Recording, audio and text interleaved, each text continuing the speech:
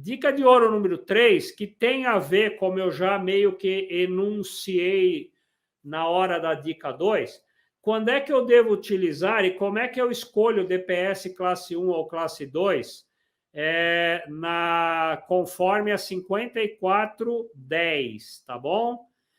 Então, quando e como escolher os DPS? Então, vamos voltar. Essa figurinha aqui você já deve estar habituado, eu acabei de mostrar isso agora há pouco, né?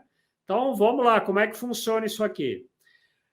Primeiro, quando é que eu tenho que usar DPS? No 63521 diz assim, ó, quando o objetivo for a proteção contra a sobretensão de origem atmosférica transmitida pela linha externa. Bom, o que é isso? Isso está dito lá no 54211A da 5410, quando ela trata da escolha, da necessidade de eu ter ou não DPS na 5410, ela dá uma condição de que edificações, né, alimentadas por linha aérea e situadas em influência externa AQ2 precisam ter DPS. O que é AQ2? É uma região do Brasil onde você tem mais de 25 dias de trovoadas por ano, ok? Segundo o Jobson, o Hélio e os nossos amigos ali da 5419, tirando a faixa de pé de areia do litoral do Nordeste, o resto inteirinho do Brasil é AQ2. Aquela faixa de areia é AQ1, tem menos de 25 dias de trovoadas por ano. Como o Brasil quase inteiro é alimentado em linha aérea, e como praticamente o Brasil inteiro é AQ2, praticamente o Brasil inteiro precisa ter DPS na instalação. E aí, no 63521, ela diz que quando eu preciso desse DPS por causa de sobretensão transmitida pela linha externa, o DPS tem que estar junto ao ponto de entrada da linha na edificação. A gente acabou de aprender que o ponto de entrada da linha na edificação é onde eu tenho que pôr o BEP. Então, bora lá, 2 em 1 de novo. Na mesma caixinha onde eu vou colocar o BEP, eu coloco o DPS. Então, no ponto de entrada, ou o mais próximo possível do ponto de entrada, eu coloco o BEP e o DPS. Sendo que quando eu tenho, isso está escrito em outro lugar aqui da 5410, a gente já vai ver a especificação, quando eu tenho necessidade de DPS por conta de sobretensão de origem atmosférica transmitida por linha externa, é um DPS chamado DPS tipo classe 2. Então, nessa situação, que é a maioria do Brasil, eu preciso ter um DPS classe 2 instalado na mesma caixinha de ligação onde está o BEP, e isso é maravilhoso, porque o DPS tem um monte de restrições de comprimento de cabo até o aterramento, não sei o quê. Quando eu boto um DPS dentro de uma caixinha pequenininha onde está o BEP, esse cabinho de ligação aqui do DPS ao BEP é muito pequenininho, e essa ligação fica bacaninha. O Luciano pergunta se eu sangro um cabo só. No caso aqui, ó, como está mostrado no desenho, eu sangro o condutor de fase, cada um dos condutores de fase, ligo ao DPS. Aqui eu posso ter um DPS de 2 polos, ou eu posso ter 2 DPS unipolares, e depois a saída deles é ligada ao BEP, tanto faz. Então, eu posso ter DPS multipolar ou DPS unipolares ligados aqui. E o PEN, que eu vinha vindo com ele, que eu já liguei ao BEP, evidentemente, eu não devo ligar o DPS. Por quê? O que é o DPS? DPS é um curto-circuito do condutor à terra no momento da sobretensão. Agora, se eu já liguei o PEM ao BEP, eu já fiz o curto-circuito permanente do PEM, né, do neutro ao BEP. Logo, eu não preciso ter adicionalmente um curto-circuito temporário artificial, que é um DPS. Eu já liguei direto. Então, nesse caso, duas fases e PEM chegando, eu tenho um DPS de duas fases ou dois DPS unipolares, sendo que o neutro, no caso o PEM, já é ligado direto ao BEP. Então, nessa situação, eu preciso de um DPS classe 2. A norma diz, ainda no mesmo item A, aquela velha história. Bom, eu não consegui colocar o DPS classe 2 no ponto de entrada. Então, ela continua dizendo que eu posso colocar esse DPS dentro do quadro de distribuição principal, localizado o mais próximo possível do ponto de entrada. É a mesma regrinha. Então, de novo, ó, imagina o BEP com o DPS, os dois ligados por uma cordinha. Onde vai um, vai outro. Onde vai o BEP, vai o DPS. É assim que a gente coloca. Se o DPS se o BEP está no ponto de entrada sozinho numa caixa, o DPS está junto com o BEP no ponto de entrada na caixa. Se o BEP eu transferir para o QDP, para o quadro de distribuição principal, o DPS vai junto lá no QDP. Beleza? Qual é o melhor dos mundos, tanto para efeito da 5410 como para 5419? O melhor dos mundos é instalar no ponto de entrada, logo aqui. Por quê? Eu mato a sobretensão na origem da instalação, eu não deixo ela penetrar na instalação. Mas se fisicamente não deu para pôr aqui, eu tolero mais alguns metros de sobretensão dentro da instalação até chegar no QDP. Por isso que a norma a 5410 diz o mais próximo possível do ponto de entrada, para não deixar essa sobretensão que veio da rua ir muito para dentro da instalação. Eu devo instalar logo na ZPR1 aqui, onde começa a ZPR. Aí é o ponto. É só se não der mesmo para pôr aqui, é que eu não coloco, tá bom? Bom, bora lá. Eu vejo aqui pessoal perguntando, esse DPS não tem que ser o tipo 1, tipo 1. Calma, eu vou chegar no tipo 1. Por enquanto, eu estou no 63521A, que atende ao 54211A da instalação, que é aquele que trata de uma sobretensão de origem atmosférica que vem da linha externa e entra na edificação. Aqui é no ponto de entrada ou no QDP, e para sobretensão que vem pela linha, é um DPS classe 2. Bora lá agora.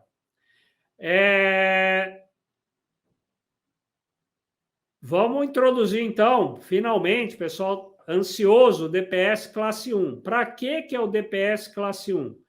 DPS classe 1 está especificado no 54211B, que diz que eu preciso de DPS quando eu estou com uma edificação numa situação AQ3. O que é AQ3? AQ3, a norma diz que é aquela em que eu tenho a possibilidade de descarga direta nos componentes da instalação elétrica ou na edificação. E aí fica mais claro ainda esse 54211B quando a gente vai para o 63521B da 5410, que ela diz assim, ó, quando o objetivo for a proteção contra a sobretensão provocada por descarga atmosférica direta sobre a edificação ou em suas proximidades, o DPS deve ser instalado no ponto de entrada. E aí, a gente vai ver depois, quando eu preciso de um DPS para proteção contra descarga atmosférica direta, é um DPS classe 1 e ele só é permitido ser instalado no ponto de entrada, ou o mais próximo possível dele na instalação. A norma não permite, a priori, deslocar para o quadro de distribuição principal. Mais uma vez, a não ser que o quadro de distribuição principal esteja no ponto mais próximo possível do ponto de entrada, onde é ali que eu iria colocar o BEP de qualquer jeito. Então, já que eu ia colocar o BEP ali de qualquer jeito e ali eu posso pôr o QDP, então beleza, ok? Então, resumo até aqui.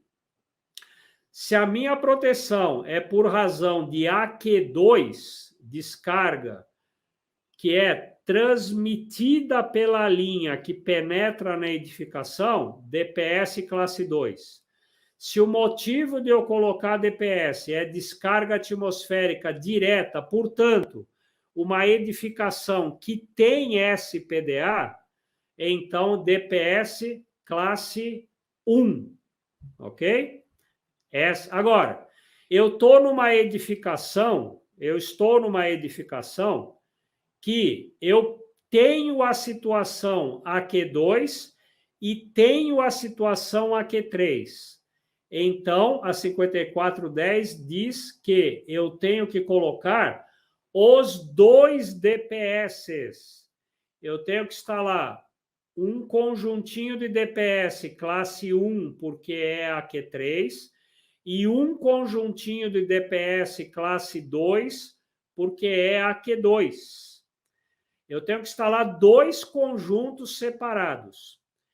Existe no mercado um DPS classe 1/2, que promete, num dispositivo só, realizar as duas funções de DPS classe 1 e DPS classe 2. Então, ou eu uso esse DPS classe 1/2, que tem que ser garantido pelo fabricante, que atende a norma nas duas situações, etc., etc., ou eu uso um conjuntinho de DPS classe 1 e um conjuntinho de DPS classe 2. Beleza? Eu vi aqui no chat de rabo de olho alguém dizer DPS classe 2 é para interno, DPS classe 1 é para externo. Cuidado com isso. Depende o que quer dizer esse interno e externo, hein?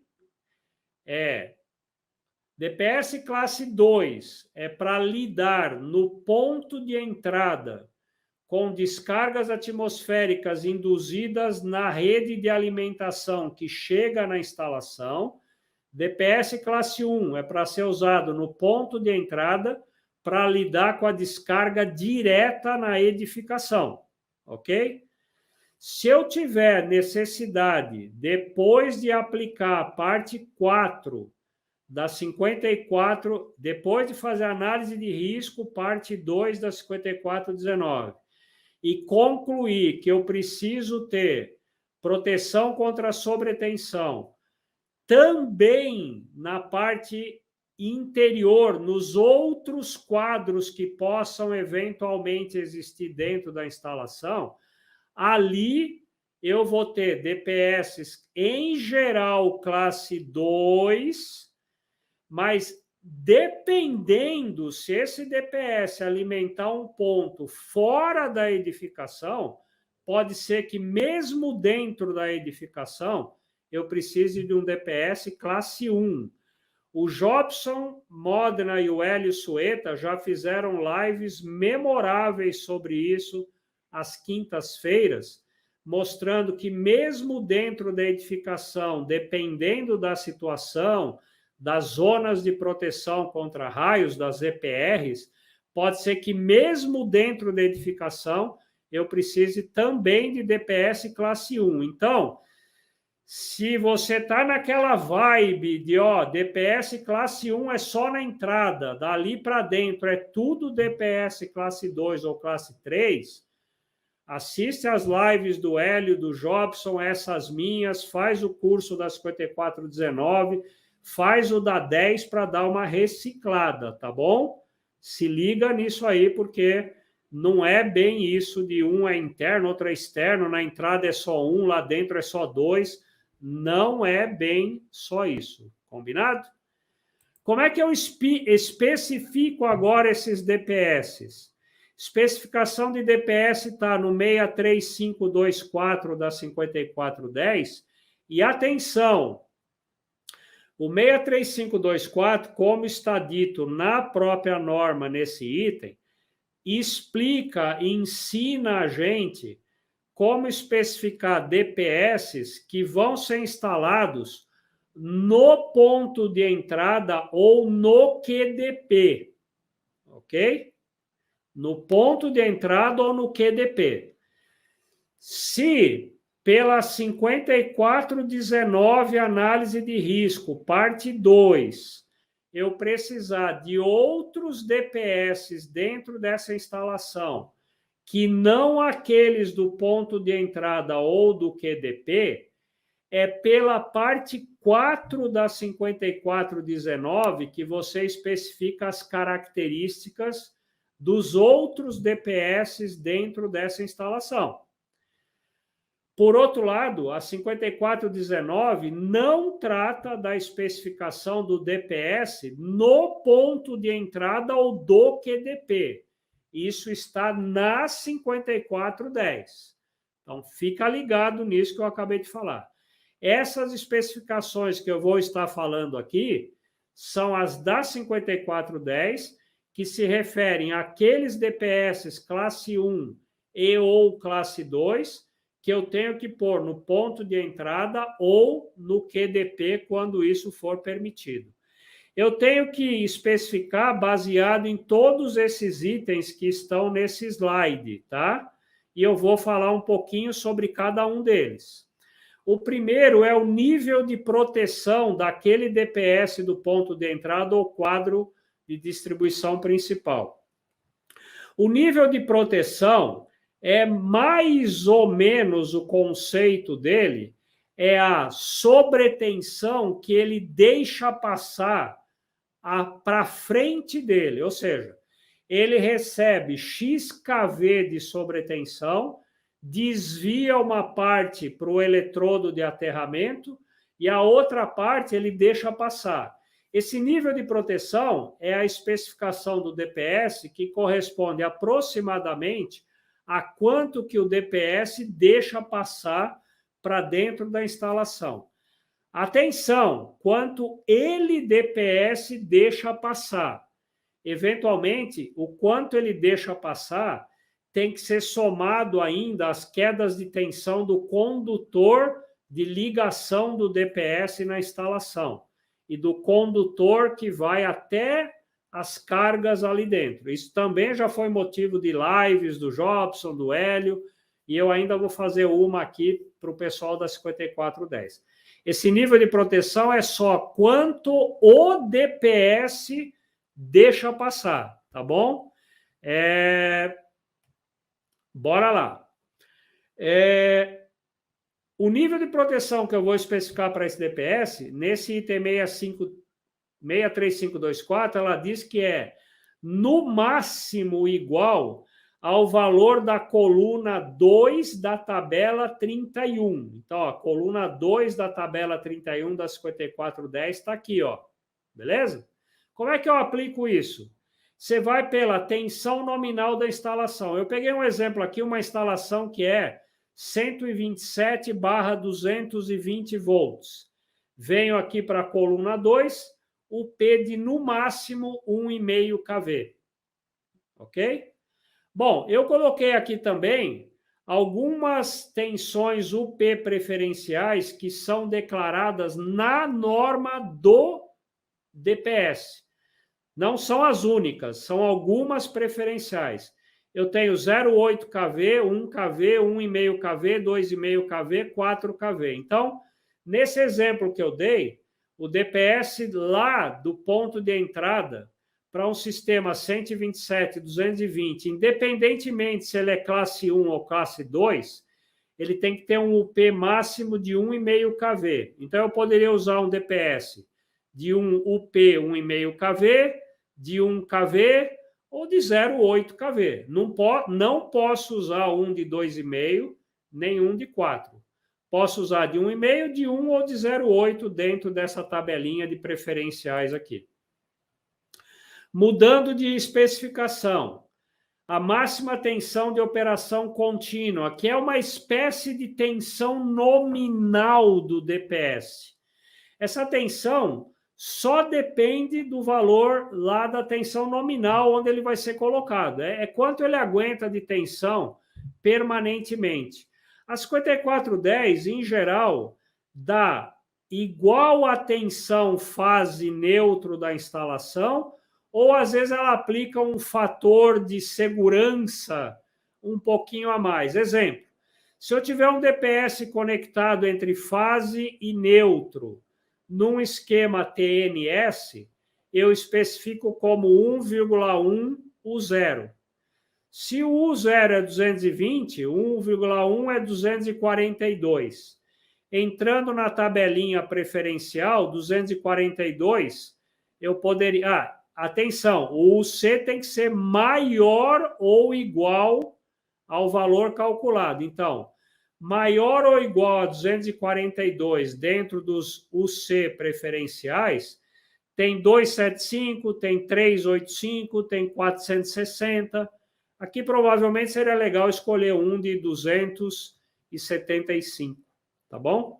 Se eu colocar um DPS entre fase e PE, por exemplo, entre fase e o barramento lá, BEP, né? Mesma coisa, num TNS, 1,1 o 0. E aí vai, depende do esquema de aterramento, depende entre o Q e o Q, você liga o DPS.